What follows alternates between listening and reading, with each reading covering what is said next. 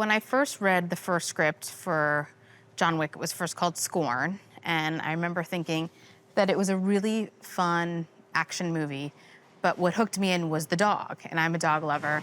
And I remember I emailed Basil and I said, I don't know if it's just me, but I'm really into this. I think it's the dog. It needs a lot of work, but I think that it's like the most sympathetic character. The bones are really great on this. We should figure it out. And then he replied, I agree. And then we optioned the script. We met with Derek, who was the original writer. We actually had a contest with our interns who could pick the best title for the script because we thought Scorn sounded too much like a horror movie. And I remember Basil just goes, let's just call it John Wick. That's the name of the lead character. The actor will love it.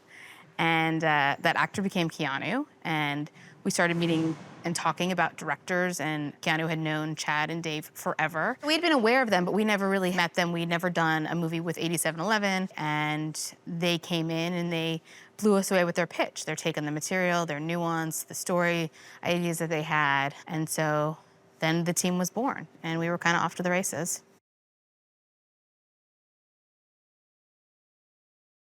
The action genre existed, but was sort of, a little bit, I think, perceived down market. And the spin on John Wick was not only putting Keanu at the center of it, an actor that everyone loved, but really telling it a different way. And the aesthetic and the long takes and the gun fu and kind of all the things that make it specific were born.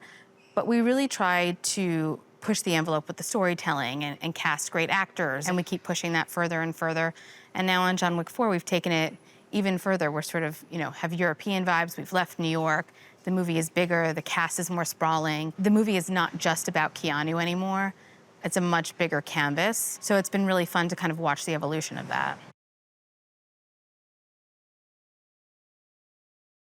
They've known each other forever, and that deep trust and bond that they have with each other has been there since day one.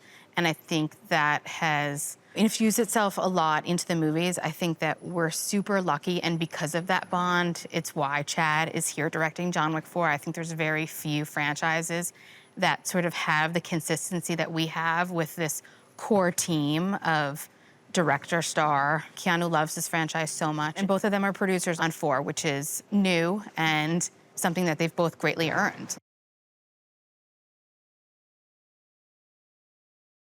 We had been big fans of Donnie's for a long time. We had actually been developing an English language film for Donnie to star in that was going to shoot earlier this year. And when we were discussing who could play the character of Kane, a blind swordsman, father, brother to Wick, Donnie was the first person that came to mind because he is the perfect foe for him. And also, he's such an incredible martial artist. We thought it would be so cool to have, John Wick versus Ip Man.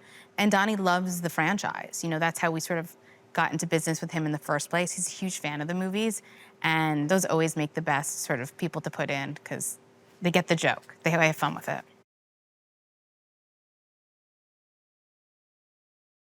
We end up in Paris because John is out for vengeance and really wants to clear his name by, this duel. So one of the initial ideas when we were kind of thinking about what would be in John Wick 4 was this duel.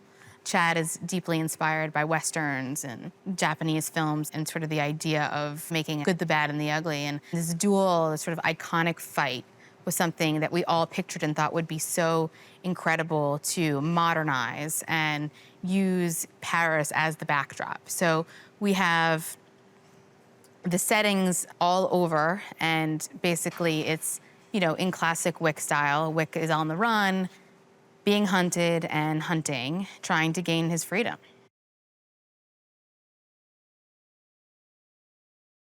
We introduced a new character called the Marquis, who is sort of an emissary of the high table and is kind of like the quote-unquote new sheriff in town. And, John has killed the elder and gotten his ring back.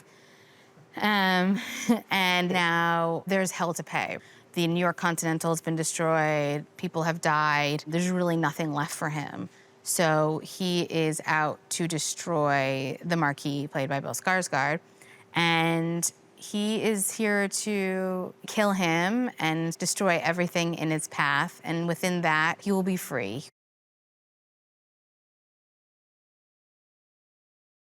Yeah, I mean, I think that what I love the most about the Wick worlds too is where you get a taste of John Wick's past. We had a bit of that in John Wick 3 with Angelica Houston, and we dive deeper into the world of the Ruska Roma in the fourth movie. And so he does go back to Berlin and meets Katya and is trying to sort of help get passage back into their good graces to fight on their behalf. And of course, that is met with resistance, but it's always fun to see the sort of Russian roots that he's come from.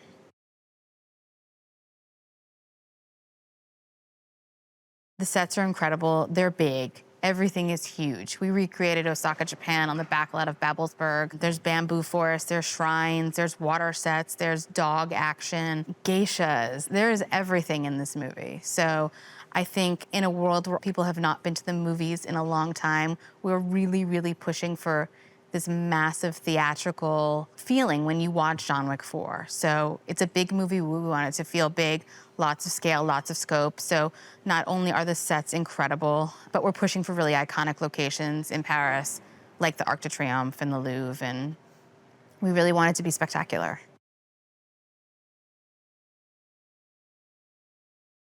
The tracker was born out of the idea of a kind of classic gunslinger that's following Wick, tracking him out for money.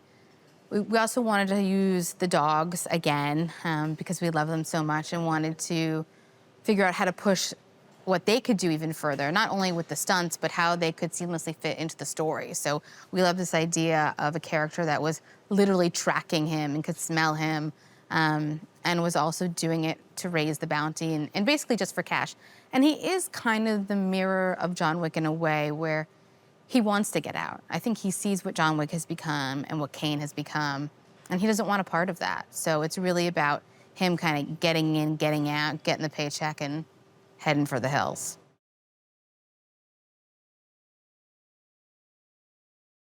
Rena has exceeded all expectations. Not only has she been an incredible human to work with and a great addition to the cast, what was really great is that Hiroyuki really took her under his wing. When we showed up, we started doing rehearsals, and the two of them really connected.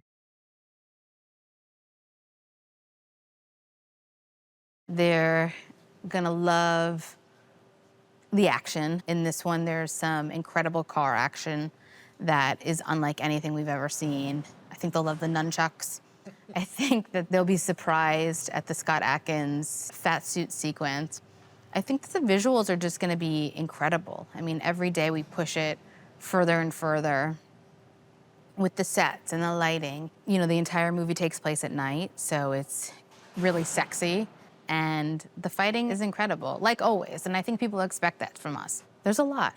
We haven't even finished shooting yet, so we'll come up with even more stuff.